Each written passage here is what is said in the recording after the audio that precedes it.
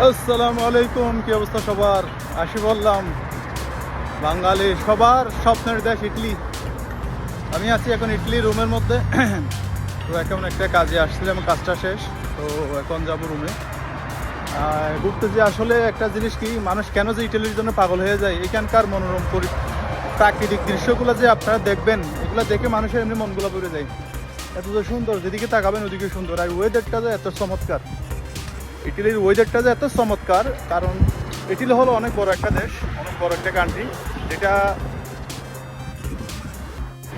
হয়তো বা মিলানোর দিকে আপনার যেটা সুইজারল্যান্ডের সাইড আছে। ইটালি কিন্তু অনেক দেশের সাথে বর্ডার শেয়ার করে, যেমন ফ্রান্স আছে, আপনার ক্রোয়েশিয়া আছে, সুইজারল্যান্ড আছে, অনেকগুলো দেশ আছে।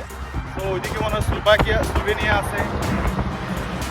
ওই হিসাবে যখন আপনার এই ইটালির বর্ডারটা যখন আপনার সুইজারল্যান্ডের পাশে যেটা আছে মিলানো, ওইদিকে হয়তো একটু ওয়েদারটা আরও ঠান্ডা।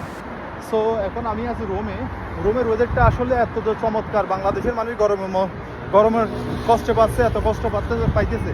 এখানে আসলে প্রকৃতি পর্যন্ত মানুষের হেল্প করতেছে। আপনি একটা জিনিস চিন্তা করে দেখেন, প্রকৃতি পর্যন্ত মানুষকে এখানে হেল্প করতেছে। বাংলাদেশের মানুষ গরমের মধ্যে, আর এখানে দেখেন কত ঠান্ডা, কত কত সুন্দর পার্ক, মানুষ এখানে কত কিছু করতেছে, আসলে দেখার মতো।